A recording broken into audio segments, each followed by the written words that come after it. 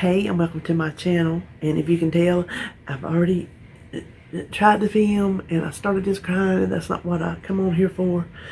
But it ain't like I can hide it, so I might as well tell you. I'm not coming back after a week to sit on here and cry in your face. Even though you know I'm not opposed. I'm not opposed to that because it's happened numerous times. I am not one that can hide. When I get to talking, I can't hide my true feelings. I wear them on my sleeve. When you start getting raw about things and you're feeling raw, that's just kind of how it happens. Now, where have I been? I've just been home. And what have I been doing? Not really anything. I've just not felt feel me. That's what I've been calling it. I've not felt feel me. It is no secret that I suffer from depression. I have bipolar disorder. That means, I've told you before, I'm a roller coaster ride. If you suffer from it, or you know anybody that does, you go through the phases. You can be manic or you can be depressive. I am in one of those depressive states, and it just hit me. I mean, it just hit me like a ton of bricks. I've been sad for as many years as Holly's been alive. That's when it first started. I went through severe postpartum depression with her, and that's when it just started going sideways for me. Well, if you know anything about it, you can go up and down, day to day, hour to hour, week to week, month to month. You could go for a year, and then it changed. That's just the nature of the beast.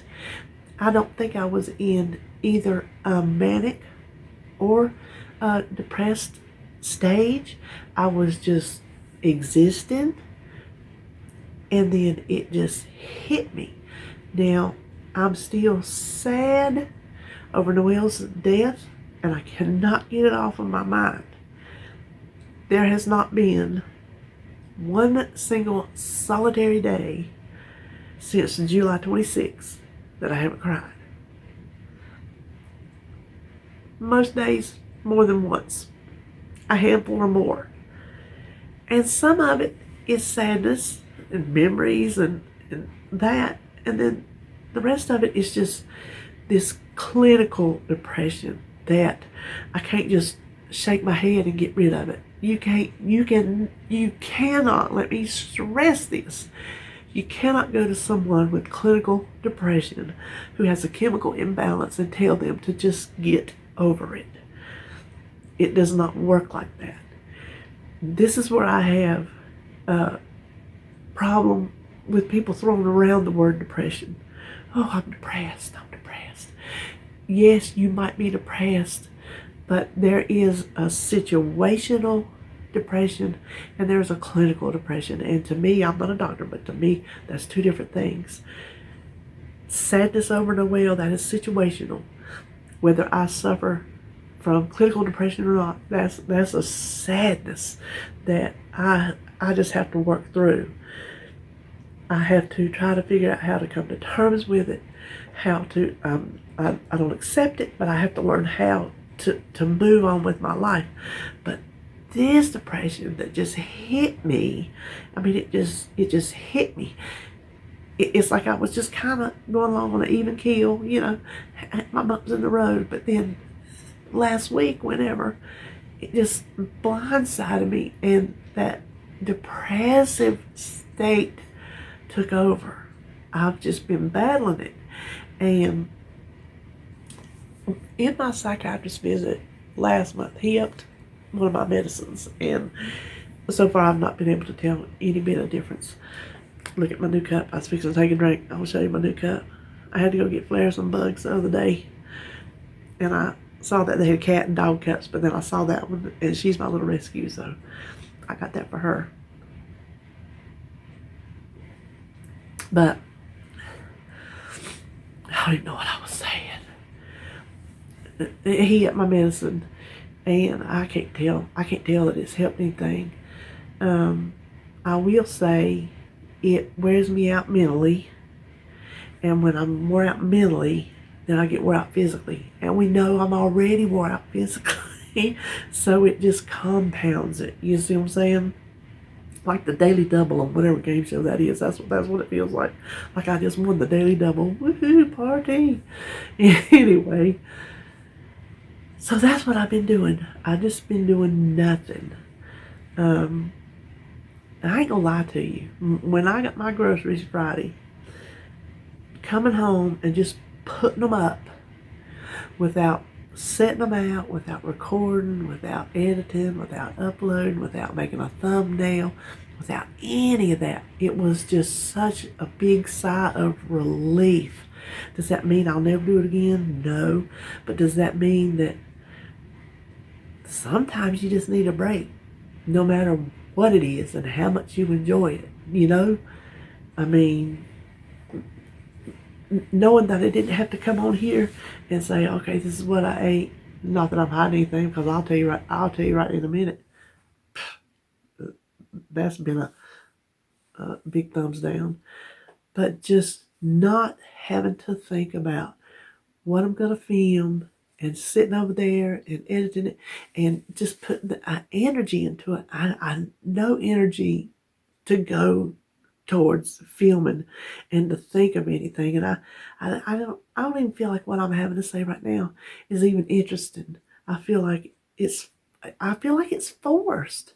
Like I'm trying to say something. I don't feel natural. I don't know how it's coming across to you. I don't know, but so that's where I've been. I've just been taking a much needed break. And even after today, I don't know what the next thing I'm going to film is, but I did think since there so many people have checked in on me, I thought maybe I would give you a little update.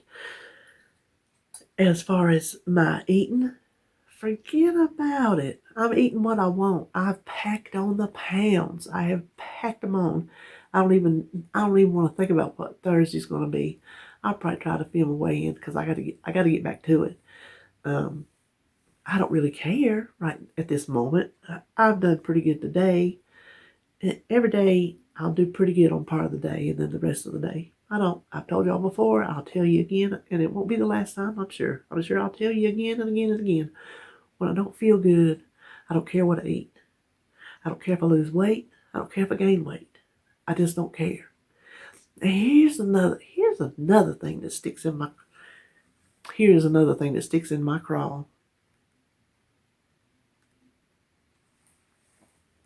I was on a Facebook group. It's none of the ones that y'all were on. Some of y'all were on the same ones. It's a whole different thing. It's not a Weight Watchers group. But somebody made the comment about your why. So the comment was something about, I wish I could remember exactly. If your why is strong enough, you'll do it, or something. It was putting the burden on you having a strong enough why. That bugs me because I have a strong why. I can give you several whys, and y'all already know them. If you've been with me, you know my whys. My whys are my grandbabies, a new one on the way who I'm going to have to help with because she lives here. My whys are 2 knees that need replacing and a back that needs ripping out and refurbishing. My whys are not being able to get up and move and hardly walk at all. I have whys, and they are strong, and they mean a lot to me. But just because I'm not accomplishing it, losing the weight and getting to where I want to be, don't mean those whys are not there. I take offense to people who accuse you if you're not succeeding the way they think you should succeed, that your whys are not important, that you are not taking your whys seriously. Yes, I am, but that don't mean that I can't struggle and have a hard time getting my act together to go along with that why.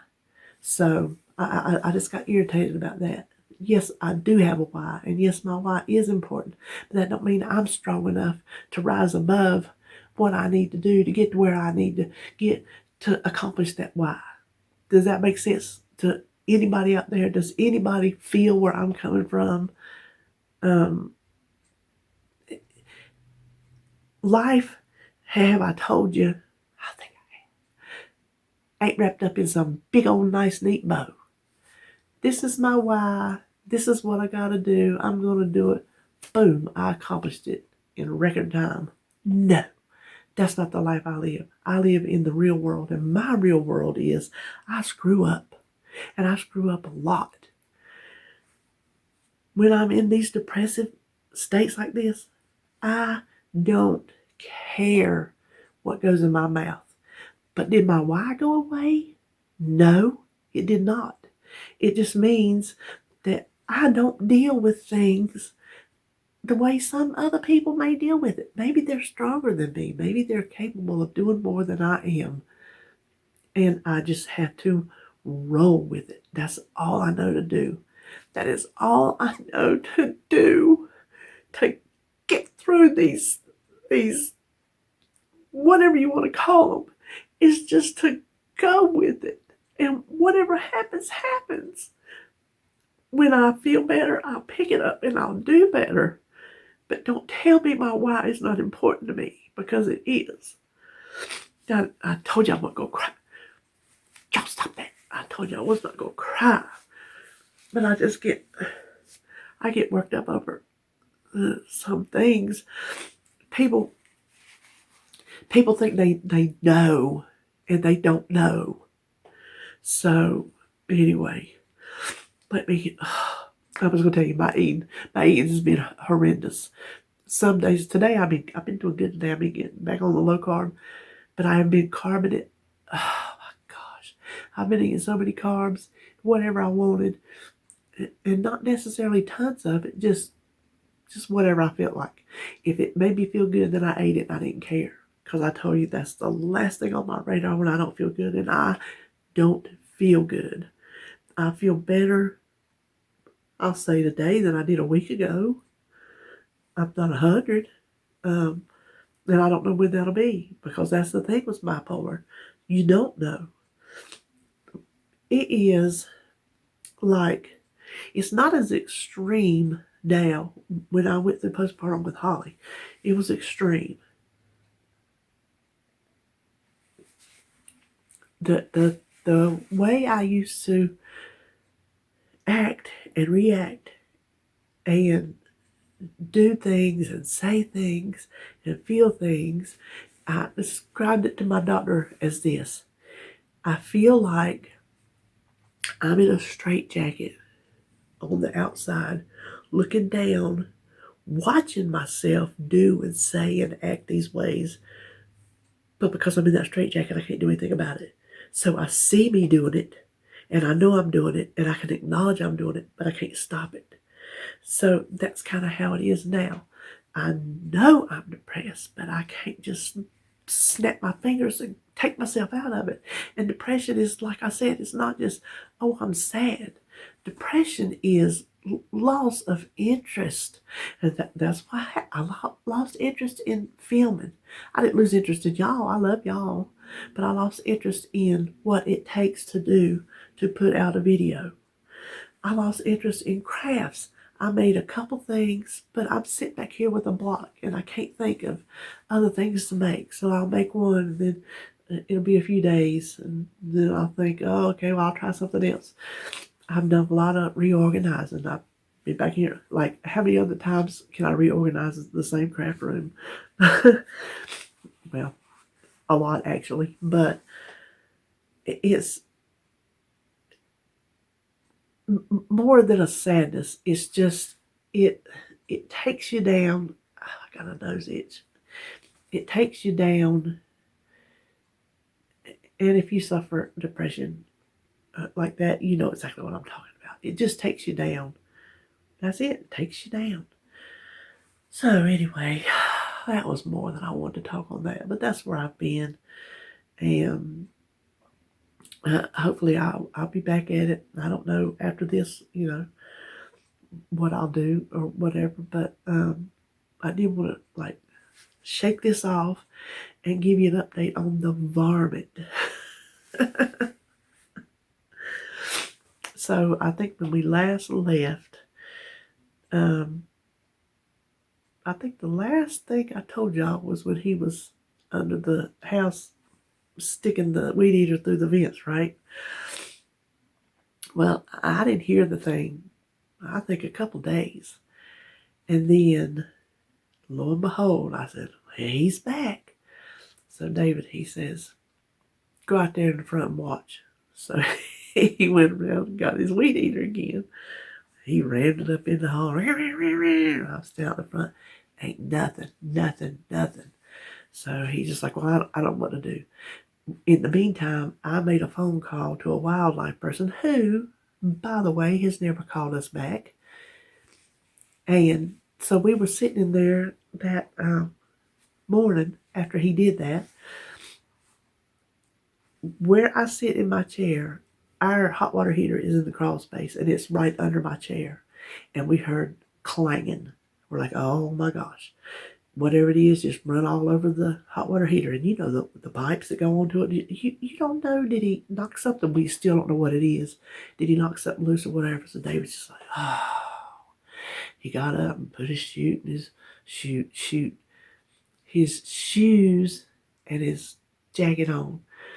He said, I'm going under the house. I said, what are you going to do? He said, I'm taking this board and I'm going to swipe in all the ditches. I said, the ditches? He said, this, my nose is itching.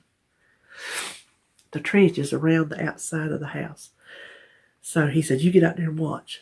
Oh my gosh, it was wet and cold and rainy and I was freezing. I stood at the end of the porch and I was waiting and I heard him down there and he was banging around. Banging around, him and his board and his flashlight. And he come out, he was muddy, insulation all over his hat. He said he went all the way back here to my craft room. He went around the whole perimeter. He beat, he raked and everything. He said there was no plastic messed up. There was no insulation tore down. We could not figure out what in the world. Where did it go? Well, when he come out, when they built the porch on, they covered up over half of the front of the house. And so, like here, there was a vent, and the porch covered up that vent. So they had to put another vent on the porch to go through. Well, they left that vent hole open. So while he was under there, he covered up that vent hole. So there's no getting from there and hiding under the porch because the porch is open. It's just got, the concrete pillars under it. Footings, whatever you want to call them. Then he covered up the crawl space area that's still attached to the house. Then he covered up the outside opening that gets under the porch to the crawl space. So he got everything plugged up. And he's like, if he's under there, I don't know, how are we going to get rid of him? I'm like, I don't know, but I don't know. So we go in there and we're sitting there. All of a sudden we hear this rattling coming from the big room. He looks at me and I looked at him, and we both got up and headed to the door. Because if you're new, the big room is what we call our built-in carport. It's finished, but it's not finished. We ripped it apart when we redid the main house, but we never got back to putting it back. So it's just a catch-all. And it's the width of the whole house. So that's why we call it the big room, because it's big room. Well, the ceiling is just black plastic with 1-bys. It's because we have dirt daubers when it turns hot weather. And I told him, I said, you better cover that roof up because that's where they're coming in at. So it's been like that for how many ever years now. We're going to get around to fixing that room here shortly. And so we heard that rattling. We knew it was the plastic in the roof, in the ceiling. Well, David got to the door before me.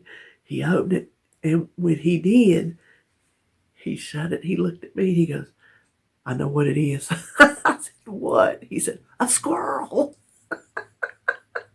That squirrel, there is a place, you know how a carport, like the corner is cut out. So it's not a full pull-in garage. It's just a carport where the corner's cut out. Well, obviously it's been built in. But the upper end, there's still sheetrock from the original. That was the utility room. Well, we had to rip part of that out because when we redid the house, we redid all the electric. And so we had to take that out because we moved the fuse box, da-da-da-da-da.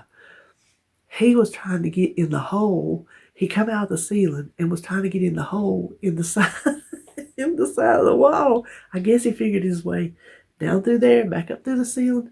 We can't figure it out. So apparently that little sucker's going from, and there was like an opening in the end of the house, and David got it fixed. He was somehow, ain't figured out yet, going from the attic through the wall, I guess in between the fire wall and the brick, down into the crawl space. And so when David blocked him off, he was stuck and he could not find a way out. Well, when David went to sleep that day, before he went to work, I was sitting in there and I heard he was trying to get out where David blocked up the crawl space hole. So he got up. I said, your boy's trying to get out. He goes, well, what are we going to do? I'm like, I don't know. So he comes home from work Saturday. He says, I'm going to leave the door open. I'm like, well, don't just leave the door standing wide open. People be going by looking up in here. He goes, well, I got to give him somewhere to go. I said, well, I'll open up the window. He said, he can't get up there and get up the window. I said, have you ever seen a squirrel climb? So he left the door open. Well, he was going to go get parts, or I don't even remember what he was going to get. I'm like, you're not going to leave me here by myself in the back of this house in my craft room where I can't hear nothing and somebody come walking in on me. You can open the door up when you get back and you're working around outside. So that's what he did. He left the door open all day, and it was cold. Now, we do have that door in between the big room and the main house, but still cold.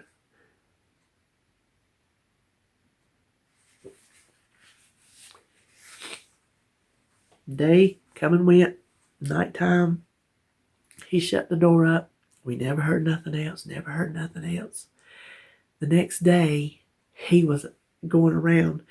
There was a little odds and ends around the house. He was painting some spots on the eaves and replacing some insulation under the house. And he come back around there and he goes, well, he said one of them vents down at the end of the house was pushed out. I said, Home Slice found a way out. That squirrel pushed his way through that vent and got out from under that house. Knock on wood, we ain't heard him another day since. And David's got it shut up. If he gets in, I'm gonna tell you what, I'm gonna let him live there. If he can finagle his way back up into this house after everything's closed up, I'm just gonna let him live here. I'm gonna put food out for him. I'm gonna put him a little buffet out. So that's what it was. It was a squirrel. And if you could see the look on David's face when he seen it, he shut that door. I know what it is. It was priceless. So that is the end of my varmint story. It was a squirrel. That's all for today. There, you got you a little bit of everything. You got you some drama and some comedy and some action. I do feel better now that I have talked about that and got things off of my chest. It helps, I tell you. It does help. And everybody ain't fortunate enough to have all y'all to springboard back and give words of encouragement. I'm very fortunate to have all y'all who encourage me and check in on me and all that. I love y'all for that. I really do. So I don't know if there'll be a Tag Tuesday or not. I'm not sure. Tracy was out without internet, and I don't know how.